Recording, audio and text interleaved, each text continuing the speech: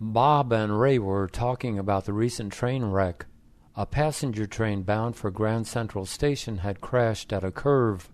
10 people were injured. 1 person died. The engineer was unhurt. At first, the engineer said the brakes had failed. Authorities grilled him. Days later, he admitted that he had dozed off. Bob said he should go to jail for murder. Ray said, "You can't jail someone for dozing off. Instead, they should take him to Bellevue Hospital."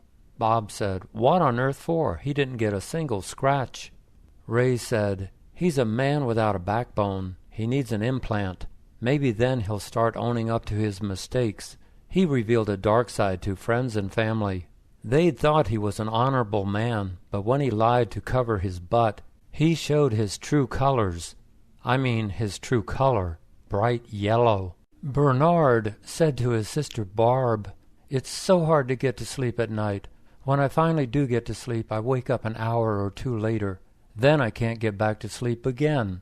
All I think about is past mistakes, things I should have done, things I shouldn't have done, things I should have said, things I shouldn't have said. To stop thinking about the past, I try thinking about the future. But when I think about the future, all I do is worry. Will I lose my job? Will I lose my health? Will I lose my mind?" Barb said, "Well, instead of thinking about the past or future, why don't you think about the present?" Bernard said, "Ha! When I think about the present, all I think about is my boss, the jerk. He keeps me awake even more than the past or future." Every year, he mailed his only grandchild, Melissa, a Christmas check. Every year he enclosed a note. It said, "Please tell me when you get this check." Every year she ignored his note. Every year he had to call and ask, "Did you get my check?"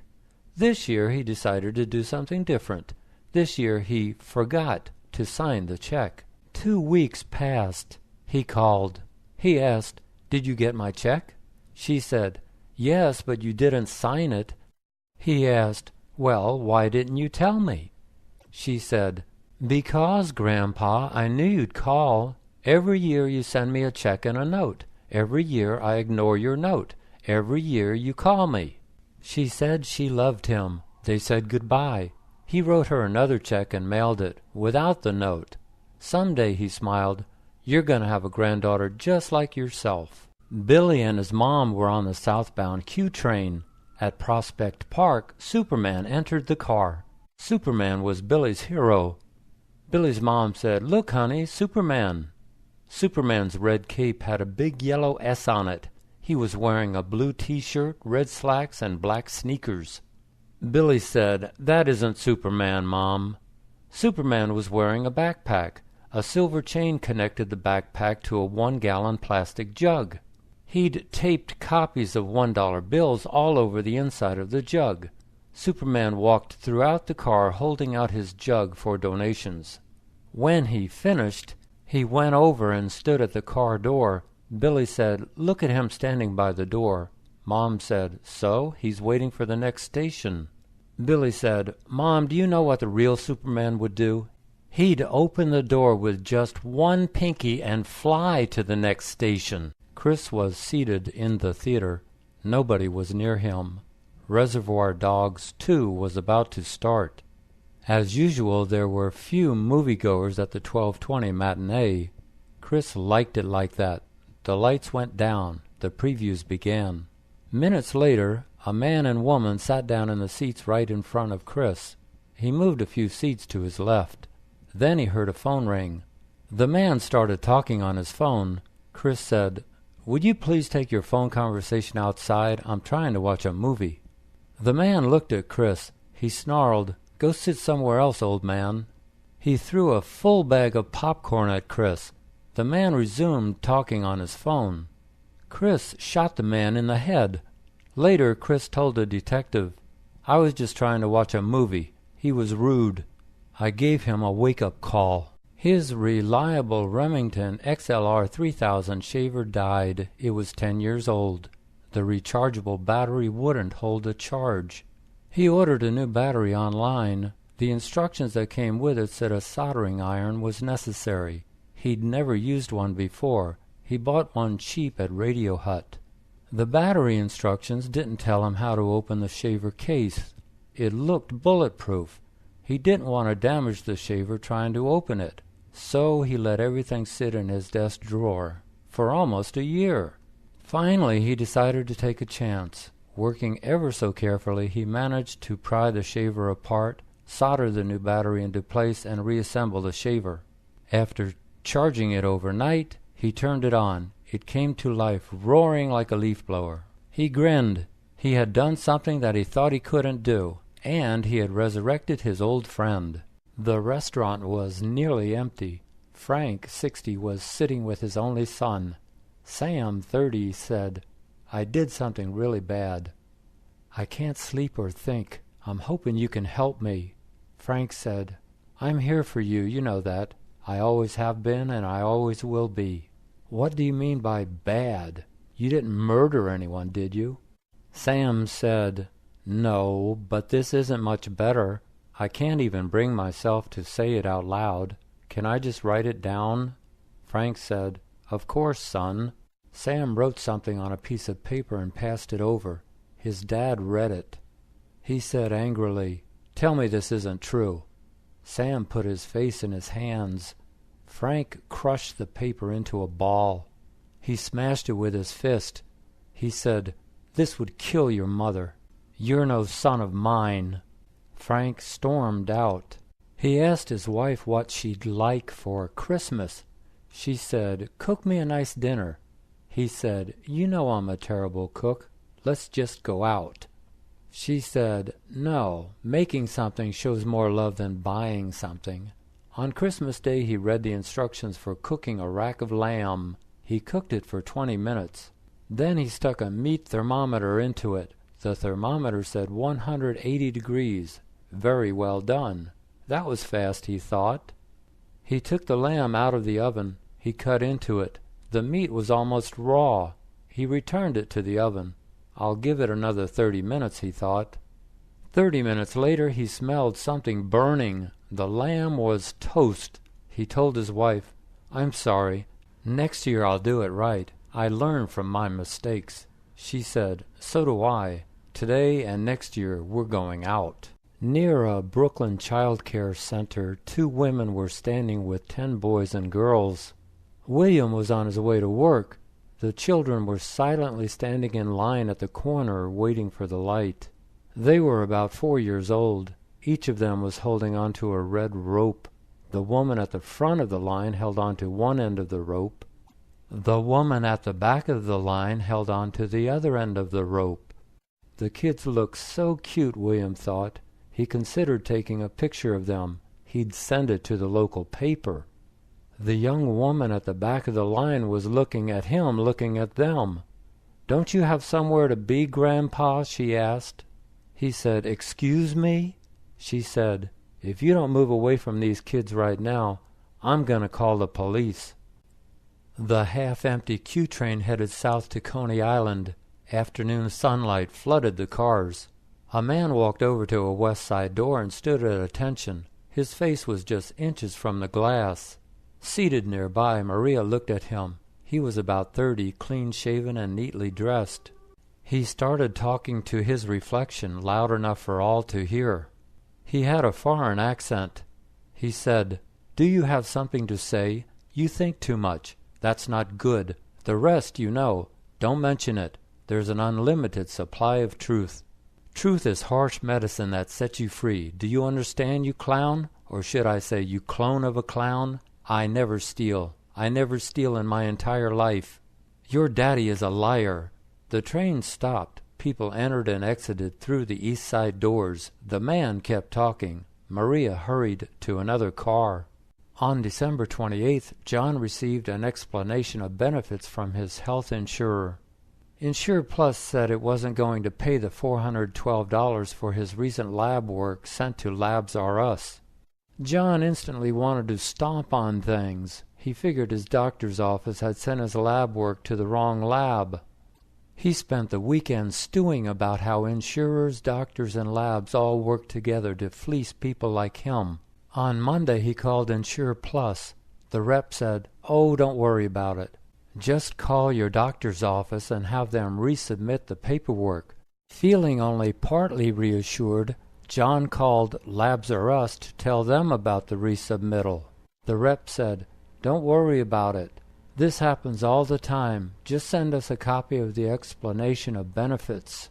You won't have to pay a dime. How's that for a Merry Christmas and Happy New Year all rolled into one?" Amelia said, "When my brother Bruce gets here, be nice. He's very sensitive." George said, "I won't say one mean word. How long is he going to stay with us?" She said, "I don't know, and don't you dare ask him. He already feels bad enough about losing his job without you adding to it. And don't tell him to turn out the lights or eat less of our food."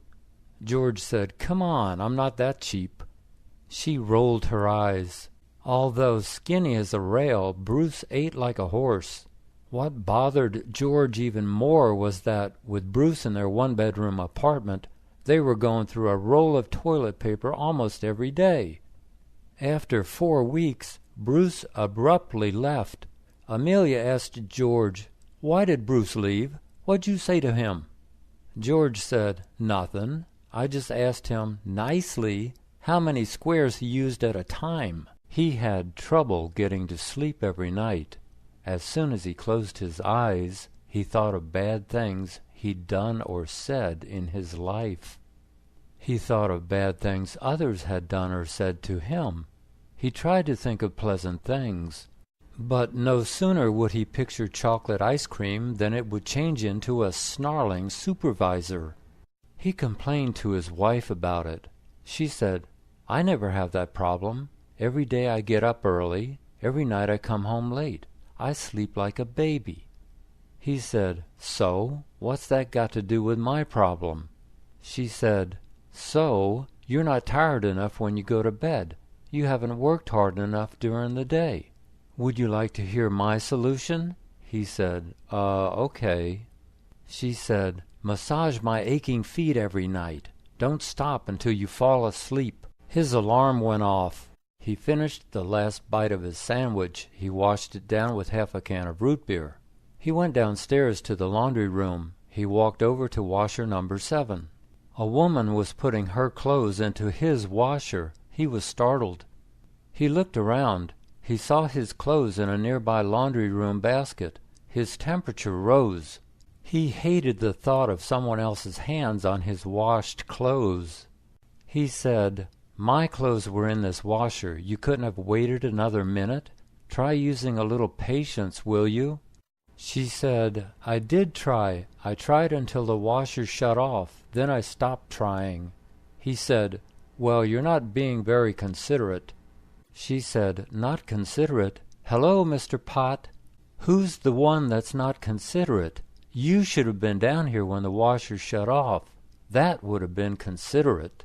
Bonnie said, "Clyde, would you do me a favor, please? I have to take my son to the emergency room. He just called me from home. He's got a really bad stomach ache. I only have 1 more hour to work, but I can't afford to lose even 1 hour. Nobody will notice that I'm leaving early. Could you please clock me out at 5 p.m.? Clyde said, "Are you sure nobody will notice? I don't want to get into trouble." Bonnie assured him. He said okay. She thanked him. The next morning, Cher called Clyde into her office. She said, "What were you thinking? You know you can't clock someone else out. I'm docking you and Bonnie a day's pay each." At lunchtime, Bonnie said, "Clyde, I'm so sorry. I promise I'll pay you back." Clyde said, "Forget it. It was right to help you, but it was also wrong."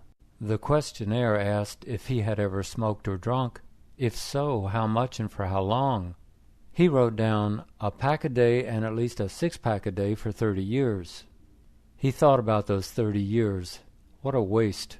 A waste of his money, a waste of his lungs, a waste of his mind. The secretary finally called his name. He waited in the doctor's office. She came in and looked at the questionnaire. She asked, "Are you still smoking and drinking this much?" He said, "No, I quit both about 10 years ago." She asked, "Did you use a nicotine patch or go to Alcoholics Anonymous?" He said, "No, I just quit." She said, "You had to be very strong to quit just like that." He said, "Yes, but I had to be very weak to get hooked in the first place, didn't I?"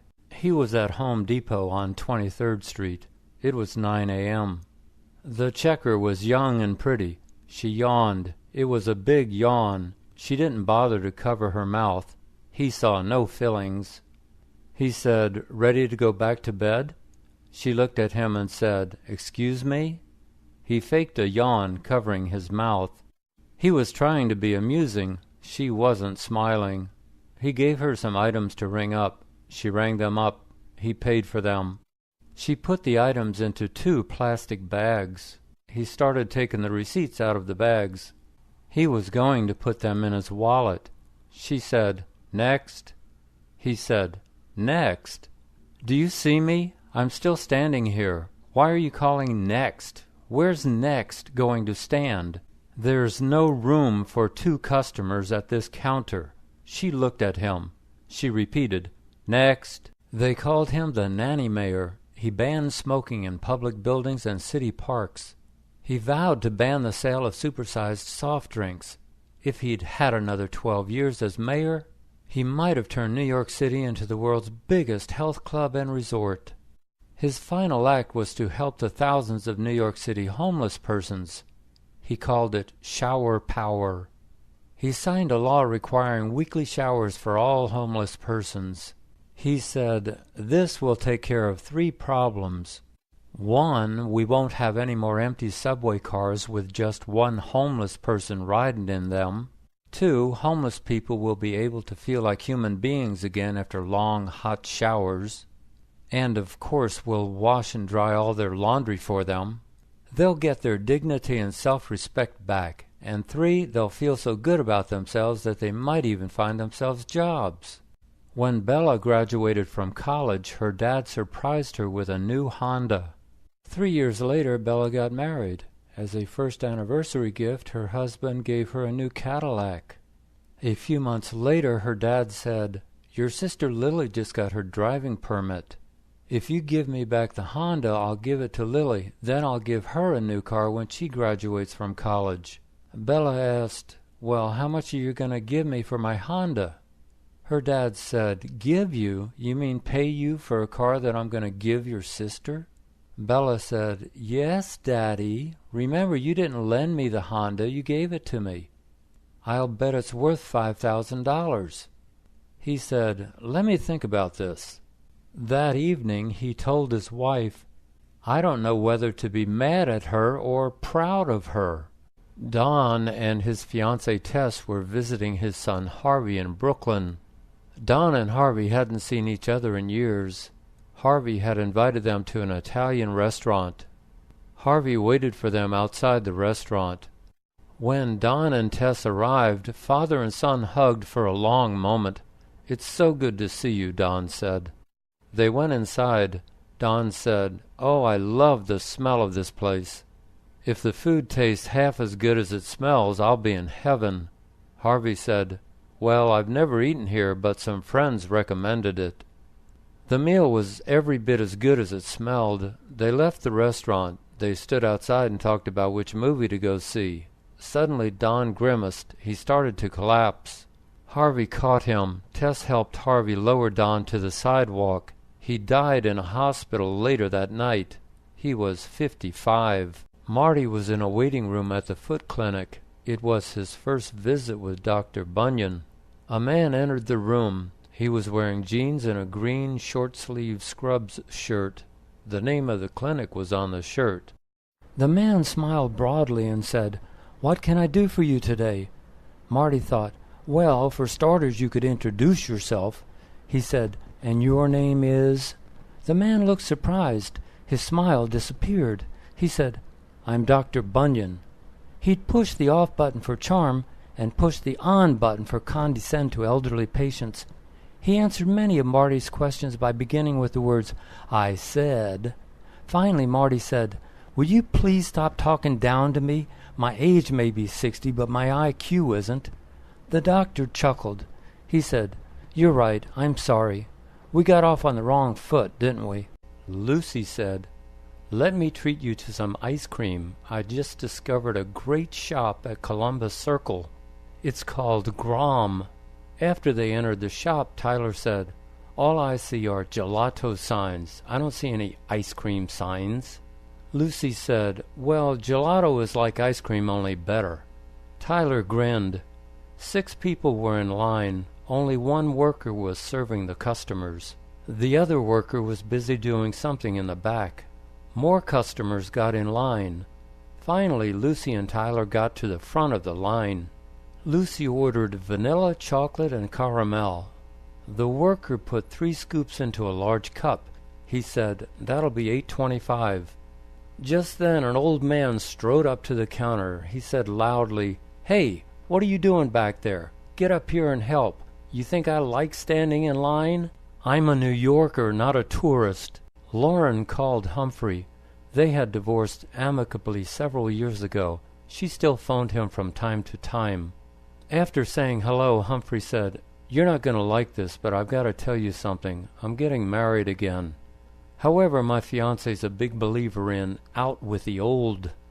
So I promised her I'd throw out all your pictures. I promised her I'd throw out my old wedding ring. And I promised her I wouldn't talk to you anymore." Lauren said, "You promised, but you didn't do, right?" Humphrey said, "Oh, yes, I did do. She watched me shred all your photos. We went to Pier 17, and she watched me throw the ring into the East River. Now, regarding my third promise, I'm sorry, but I've got to hang up. Please don't ever call me again." Lauren screamed, "You're a—" just before Humphrey hung up. His wife asked, "Can I borrow $10,000? I'll pay you back at the end of next week." He said, "Sure. Tell me your checking account number and your routing number." She said, "No, I don't trust the banks. What if they get one number wrong and transfer the money to someone else's account? Just give me the cash and I'll deposit it myself in my account." He said, "Okay." Then he started worrying. $10,000 was a lot of money. New York City had a lot of criminals. What if one of them saw him withdrawing the money from the bank? He needed protection. He found it at a Salvation Army thrift shop. The next day he was about to leave the apartment for the bank. His wife asked, "Since when do you use a wooden cane?" He said, "To you it's a cane. To thieves it's a heads up." They said it was impenetrable. They said it was more secure than the Fortress of Solitude. They said even cockroaches would need to show IDs. However, 16-year-old Justin said it was a piece of cake. It was the nearly finished One World Trade Center. At 4:10 a.m. one Sunday, Justin climbed through a tiny hole in a perimeter fence. He climbed up scaffolding and entered the building on the 6th floor.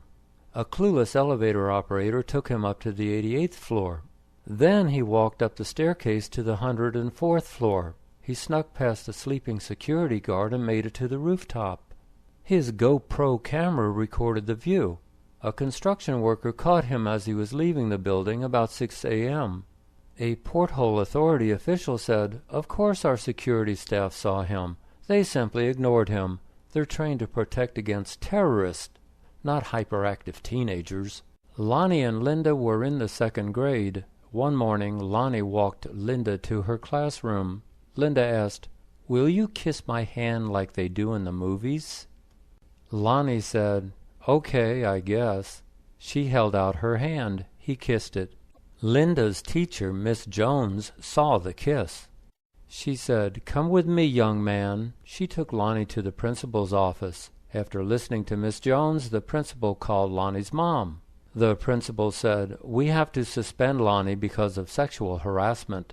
Lonnie's mom picked him up. On the way home, she told Lonnie that hand-kissing was sexual harassment. At home, Lonnie's younger brother Billy asked, "Why aren't you in school?" Lonnie said, "They sent me home because of sexual harassment." Billy asked, "What's that?" Lonnie said, "That's when you kiss a girl on her hand." Billy said, "Ew, you shouldn't ever kiss a girl anywhere." The teacher walked into one of the school's 2 computer labs. He pulled out the paper tray of the printer. As usual, it was empty. He checked the printer tray in the other lab. It was empty. He went to the front desk. As usual, Amanda was busy answering phone calls. 5 minutes later, she handed him some paper. He put the paper into the printer tray. He sat down at a computer. A young, pretty student walked into the room. She smiled at him and said something. Unsure of what she had said, he smiled and nodded. She walked over to the printer. She removed the paper and started walking out of the room. He said, "Excuse me, what are you doing?" She said, "Huh? I'm taking the paper. You said I could." He said, "Oh, yes, I did." She smiled and left. He returned to the front desk.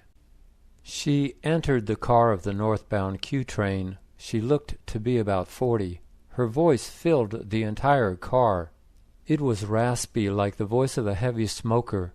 She said, "Can I have your attention for a second, please? I'm really sorry to bother you. I know you all are hard workers. My name is Virginia.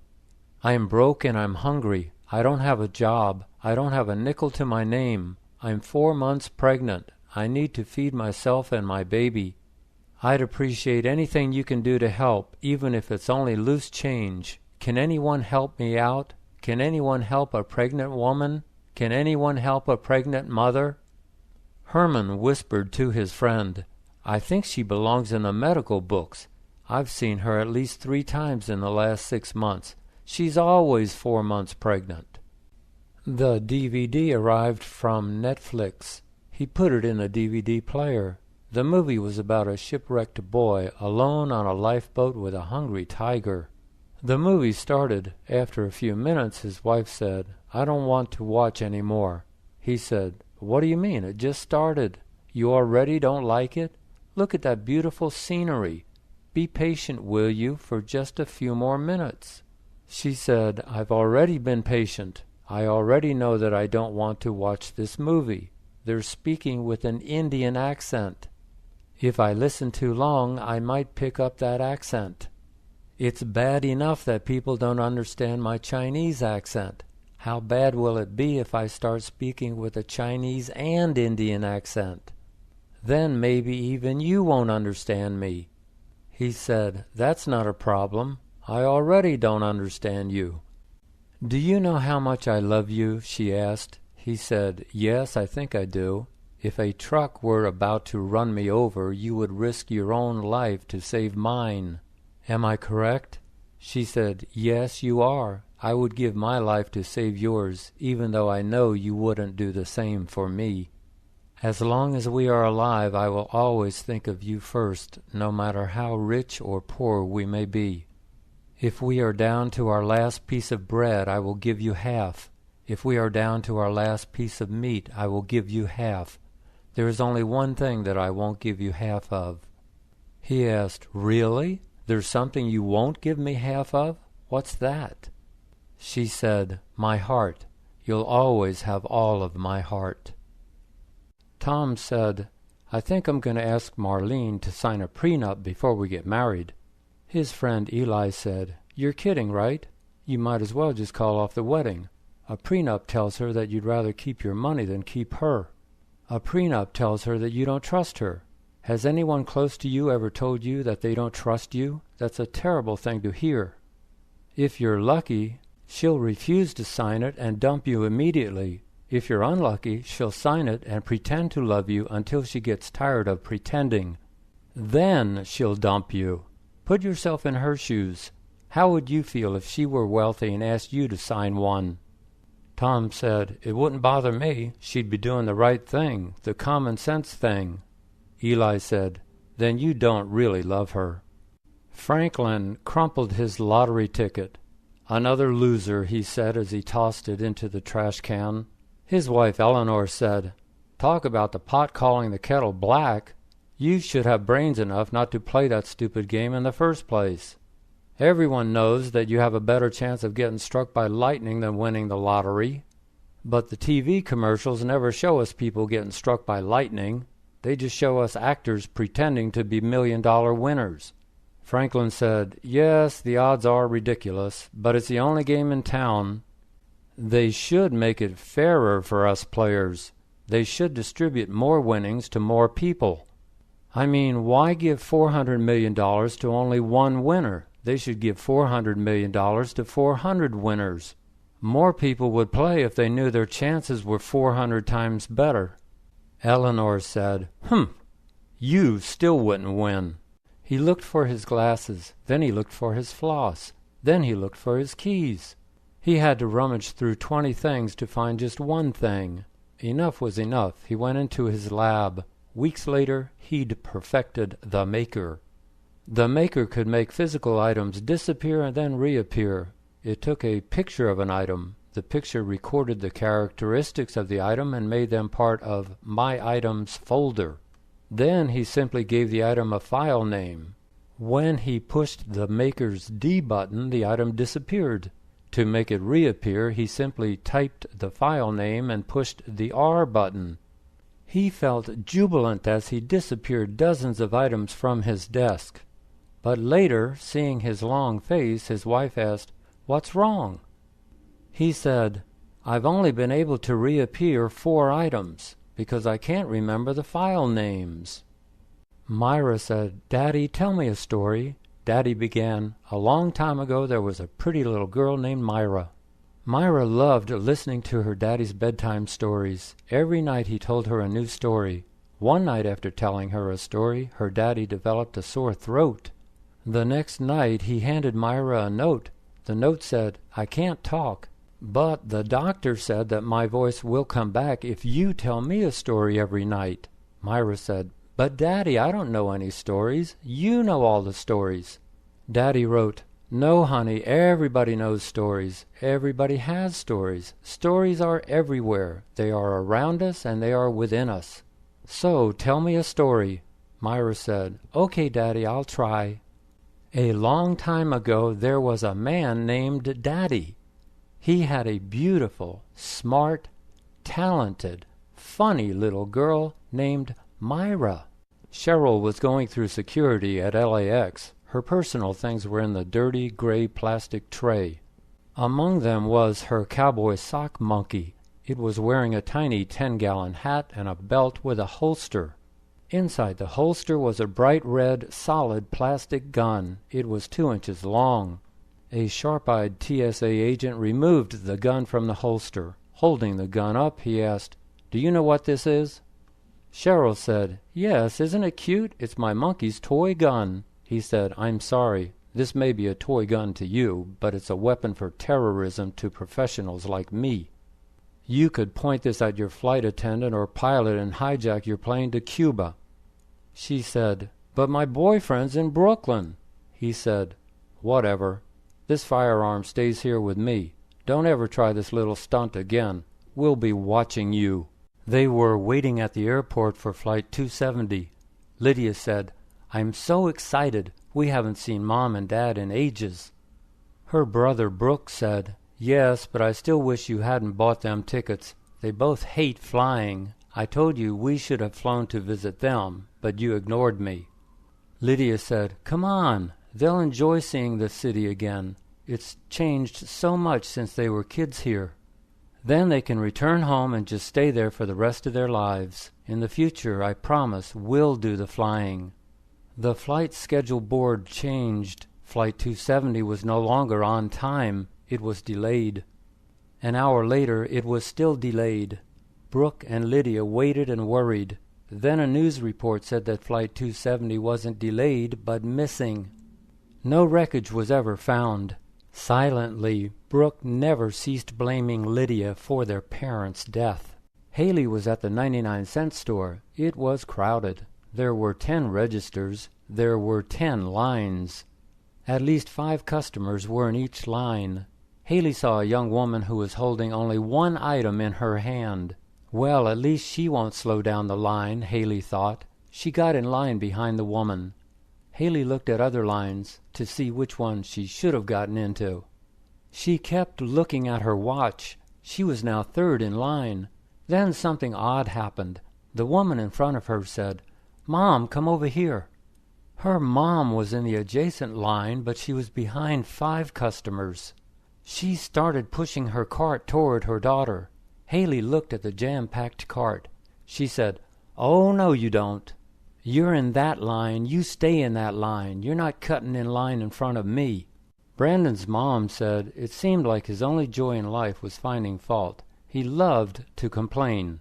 His first girlfriend said, "At first he seemed normal, but the more we were together, the more he complained. Finally, I couldn't take it anymore. Girlfriend after girlfriend left him. The frequent breakups gave him plenty of time to think, and the more he thought, the more he realized that it wasn't just him. Everyone complains. Everywhere he went, he heard people complaining about everything. Maybe there was money in complaining. He set up a website and an 888 complain call center. For $1 a minute, people could complain their hearts out. Unlike in real life, the hired listeners actually listened. They actually cared. They actually sympathized. Complainers were delighted. The people who used to have to listen to the complainers were delighted. So was Brandon, the former complainer and new millionaire. The new mayor of New York City said, "Everybody knows New York City is the Big Apple." But that's a problem. We are the Big Apple, but we don't have a Big Apple. We have a Big Bull. Thousands of people visit the Charging Bull downtown every day. They hug it and kiss it. They sit on it. They take pictures of it. People will do the same thing if we have a Big Apple. Artists worldwide submitted their ideas to the mayor's office. The mayor presented his 5 favorite ideas to New Yorkers. They voted for their favorite. A year later, Mademoiselle Gaga La Pomme installed a beautiful gold-plated apple in Times Square. 5 feet tall, it was a huge hit with tourists and natives.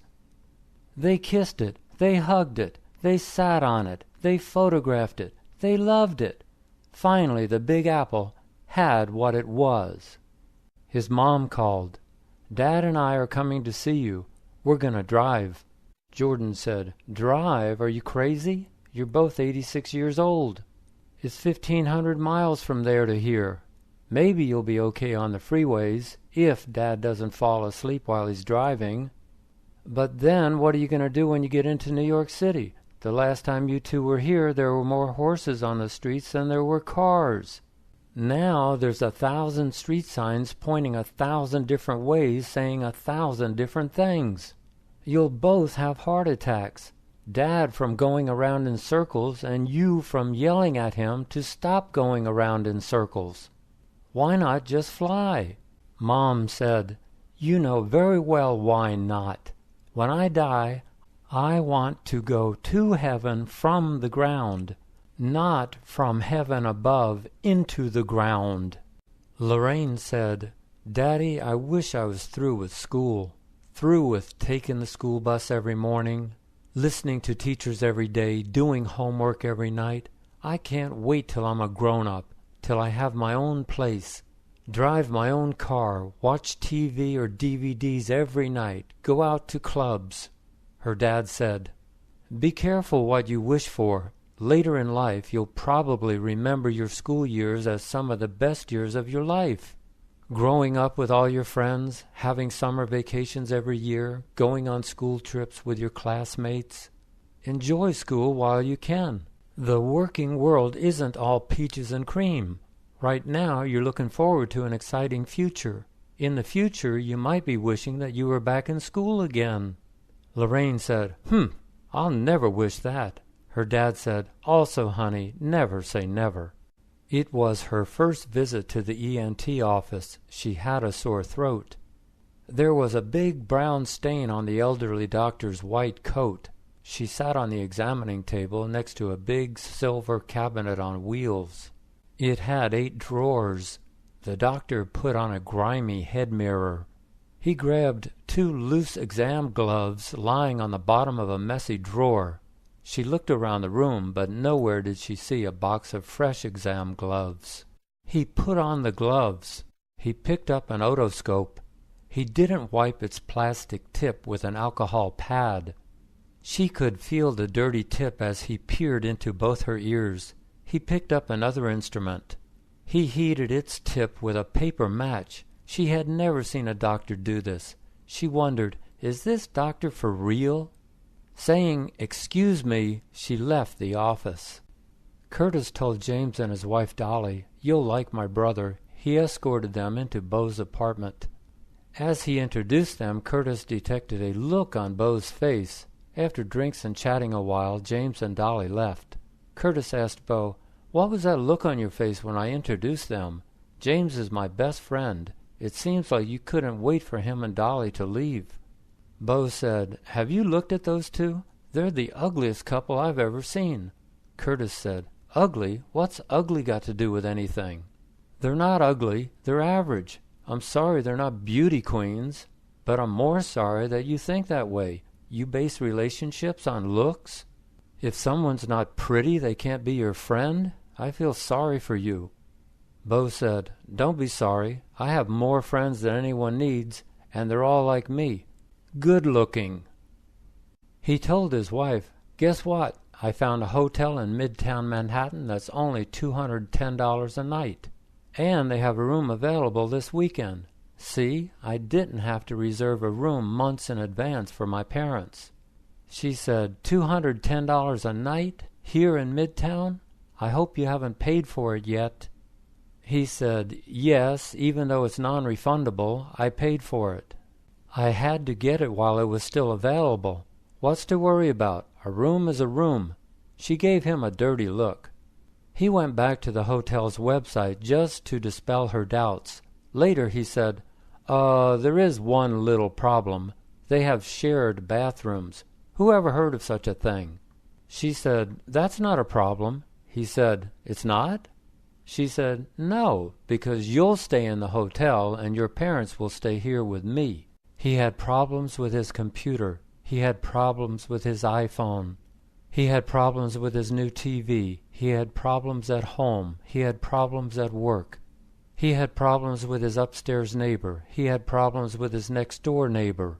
He had problems with his boss. He had problems with his coworkers. He had problems getting to sleep. He had problems staying asleep. He muttered to himself, "Life, it's just one problem after another. They keep coming like waves on a beach. It never ends." His wife said, "Were you talking to me?" He said, "No, I was just congratulating whoever put this curse on my life. They did a good job. They should be very proud of themselves. They've made my life a swamp full of endless problems and misery." She scoffed and said, "The only person who put a curse on your life is you." In 2013, officials ruled that One World Trade Center was the tallest building in the United States. Harris said, "They said One WTC is taller than Willis Tower in Chicago, but One WTC has only 104 floors. Willis Tower has 108 floors. Mindy asked, "Since when is 104 floors taller than 108 floors? Can't they count?" Harris said, "One WTC has a spire. They said the spire makes the Trade Center taller than the tower, which doesn't have a spire." Mindy said, "That's ridiculous. A spire is like a hat. If I wear a 10-gallon hat, it doesn't make me taller than you." Harris said, "They said the spire is an irremovable part of the Trade Center. It counts when measuring the height. So, if you glue that hat to your head and wear it everywhere, even to bed and in the shower, those officials will pronounce you to be taller than I." When her son landed his first job, Kelly thought, finally, she couldn't wait for Maurice to move out of her small apartment. The real estate firm gave him salesperson training every morning. After that, he spent all of his time glued to her computer in the living room. Maurice loved playing StarTech. In that popular game, each player is the captain of his own spaceship. Captains battle evil aliens throughout the universe. The game has 30 levels. After 3 years of playing, Maurice had reached level 5. Friday night, Kelly said, "You start work on Monday. Shouldn't you stop playing that silly game and start focusing on your real estate job?" Maurice said, "I am focusing on real estate. I visit moons, planets, and galaxies. That's all real estate. And I deal with Borgs, Drogs, and Gloogs. That trains me for dealing with New Yorkers. I am totally focused, Mom." He told the worker at Cohen's, "My glasses keep slipping off my nose." She said, "No problem." She took his glasses into the back. She returned. He tried them on. They seemed to fit better. But days later he had to take his glasses off almost every hour to relieve the pain.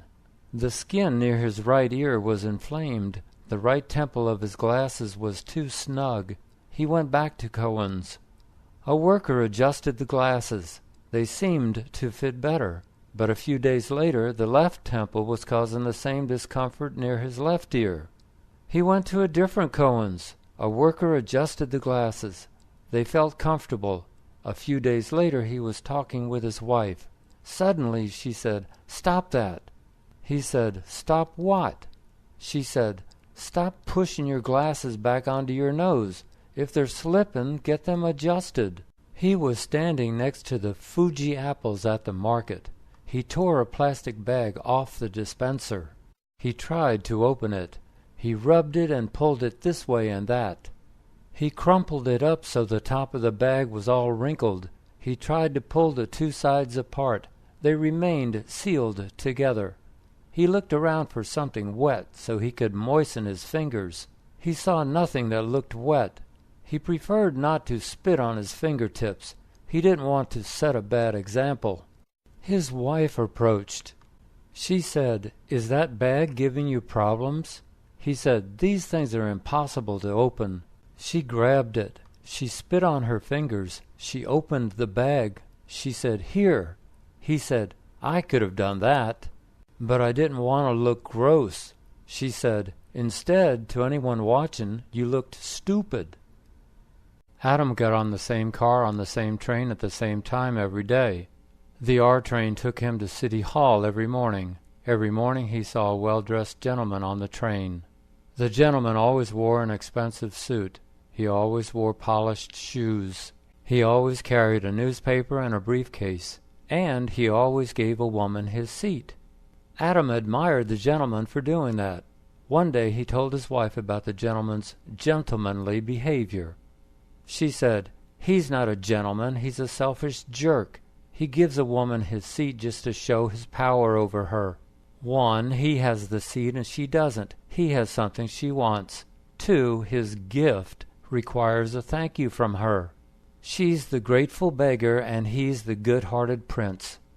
If he was a true gentleman, he wouldn't sit down in the first place."